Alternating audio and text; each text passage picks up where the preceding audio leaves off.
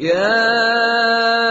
أيها الذين آمنوا كتب عليكم الصيام كما كتب على الذين من قبلكم لعلكم تتقون أياما معدودات فمن كان منكم مريضا أو على سفر فعدة من أيام أخر بسم الله الرحمن الرحیم الحمد للہ رب العالمین وصلی اللہ علی محمد وآلہ الطاہرین ولعنۃ اللہ علی اعدائہم اجمعین الی قیام یوم الدین وقال سبحانہ وتعالی یا ایہا الذین آمنوا کتب علیکم الصیام کما کتب علی الذین من قبلکم لعلکم تتقون۔ موضوع گفتگو کہ اگر کوئی شخص جان بوجھ کے ان مبتلات صوم میں سے یعنی جن چیزوں کے ذریعے سے روزہ باطل ہوتا ہے انہیں انجام دے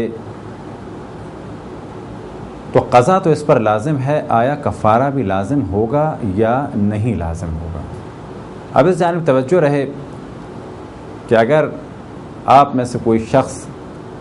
ان کاموں کو انجام دے، البتہ علم رکھنے کے بعد، کون سے کام؟ وہ کام کہ جن سے روزہ باطل ہوتا ہے، تو قضا تو آپ کو انجام دینا ہی ہے، یعنی ایک روزے کے بدلے ایک روزہ تو آپ کو رکھنا ہی ہے۔ اب اگر کفارہ دینا چاہیں تو اس سے پہلے آپ جن مجتہد کی تقلید میں ہیں ان کی توضیح المسائل کی جانب رجوع کریں، یا اپنے علاقے کے عالم دین سے پوچھیں، یا انشاءاللہ اگر ہماری ویب سائٹ کا سلسلہ شروع ہو جائے تو کانٹیکٹ میں رہیں اور خصوصاً اس مسئلے کے بارے میں سوال کریں اور اس چیز کے بارے میں سوال کریں کہ جس چیز کو آپ نے انجام دیا ہو۔ یہ کیوں آپ کی توجہ دلائی اس جانب؟ وجہ یہ ہے کہ بعض کام ایسے ہیں کہ ان کو انجام دینے سے روزہ باطل تو ہوتا ہے لیکن کفارہ نہیں ہے۔ اب یہ روایتوں میں مختلف کام ہیں، لہذا مختلف مراجع کے فتوے بھی مختلف ہیں۔ مثال کے طور پہ امام خمینی فرماتے ہیں کہ اگر کوئی جنابت کے عالم میں فجر تک باقی رہے، اور وہ بھی کیسے کہ جب 2 دفعہ سو چکا ہو، اب سونے کی وجہ سے باقی رہا۔ اسی طریقے سے فرماتے ہیں اگر کوئی جان بوجھ کر قے کرے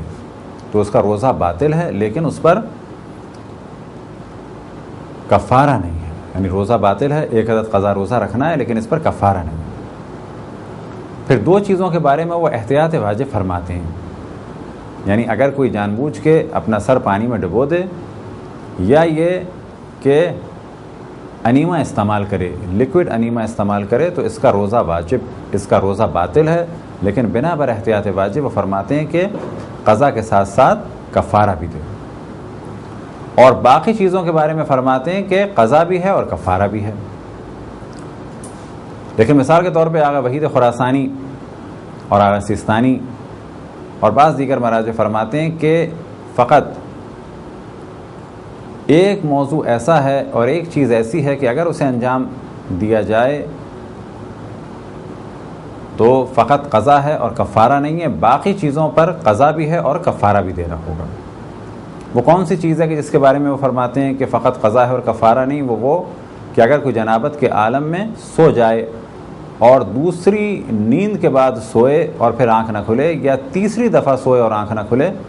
تو یہاں پر اسے فقط قضا انجام دینی ہے، کفارہ انجام نہیں دینا ہے، لیکن باقی جتنی چیزیں ہیں ان کے لیے قضا بھی ہے اور کفارہ بھی ہے۔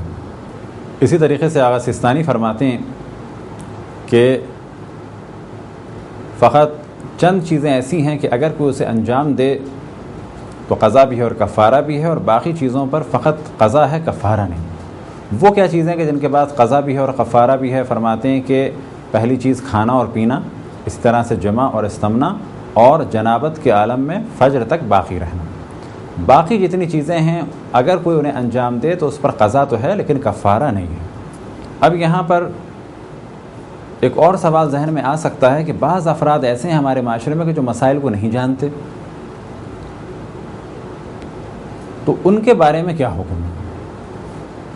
تو اس سے پہلے کہ ان کا حکم بیان کیا جائے تو پہلے اس چیز کو بیان کیا جائے کہ جو لوگ نہیں جانتے وہ دو قسم کے ہیں، اور نہ جاننے والے کے لیے جو لفظ استعمال ہوتا ہے عربی میں وہ ہے جاہل۔ ہمارے یہاں جاہل بعض دفعہ ایک غلط معنی میں ہے، لیکن یہاں پر مراد کیا ہے کہ ہم ایک دوسرے کے بارے میں بھی کہہ سکتے ہیں کہ آپ اس مسئلے کے بارے میں جاہل تھے، یعنی اس مسئلے کو نہیں جانتے تھے۔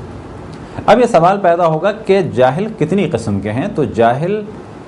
جاننے اور نہ جاننے کے اعتبار سے ایک تقسیم یہ ہے کہ وہ دو قسم کے ہیں۔ جاہل قاصر وہ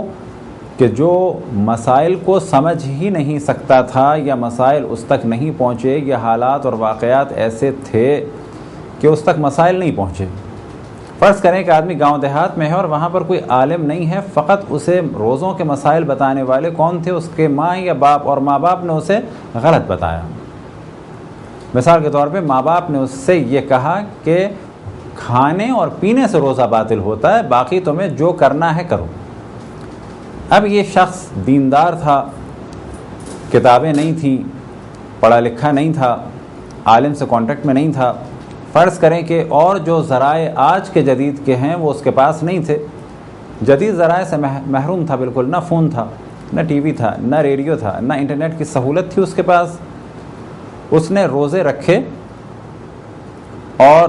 بہت ہی خضوع و خشوع کے ساتھ اللہ سبحانہ و تعالیٰ کو یاد کیا، لیکن کھانے پینے کے علاوہ بعض کام وہ انجام دیتا رہا۔ مثال کے طور پہ وہ باقاعدہ نہر میں جاتا تھا، ڈائیو لگاتا تھا، اسی طریقے سے فرض کریں کہ اس کو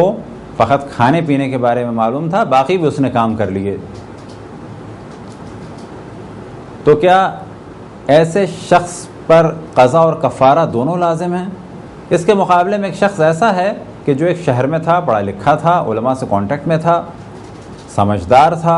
بہت سارے دنیاوی موضوعات کو سمجھتا تھا، بینکنگ کے مسائل کو سمجھتا تھا، ٹیکس کے مسائل کو سمجھتا تھا، شیئرز کے مسائل کو سمجھتا تھا، کس بینک میں کتنا ملتا ہے وہ یہ سمجھتا تھا۔ اگر نہیں سمجھتا تھا اور نہیں جانتا تھا تو فقط دین کے مسائل نہیں جانتا تھا۔ باوجود یہ کہ علماء سے کانٹیکٹ میں تھا، انٹرنیٹ کی سروس تھی، فون کی سروس تھی، ٹیلی فون کی سروس تھی، لوگوں سے وہ کانٹیکٹ کر سکتا تھا، اور وہ یہ بھی جانتا تھا کہ بعض دفعہ اس کی مسجد میں جہاں وہ جاتا ہے یا کبھی گیا تو وہاں پر ڈسکشن ہوا کہ مومنین کو چاہیے کہ ماہ رمضان کے مسائل کو جانیں، مومنین کو چاہیے کہ مبطلات صوم یعنی روزے کو باطل کرنے والی چیزوں کو جانیں۔ یہ ساری چیزیں وہ سن چکا تھا، لیکن اس نے کبھی اللہ کے دین کو اتنا اہم ہی نہیں سمجھا کہ توجہ دے۔ تو ان دونوں افراد میں ایک فرق ہے، اور فرق کیا ہے کہ وہ جاننا چاہتا تھا لیکن جان نہیں سکا، مشکلات کی وجہ سے، کم علمی کی وجہ سے، یا جہاں رہتا تھا یا جن لوگوں سے کانٹیکٹ میں تھا وہ اس کو نہیں بتا سکے یا نہیں بتا سکتے تھے۔ اور دوسرا فرد ایسا ہے کہ اس کا علمی معیار بلند ہے، عقل و شعور رکھتا ہے، علماء سے کانٹیکٹ میں ہے، بعض دفعہ روزوں کے مسائل کے بارے میں اس کے ذہن میں آیا، بعض دفعہ روزوں کے مسائل کے بارے میں گفتگو سنی، بعض دفعہ علماء سے اس نے یہ سنا کہ مبطلات روزہ کو جاننا چاہیے، روزوں کے مسائل کو جاننا چاہیے۔ ٹھیک ہے، دونوں افراد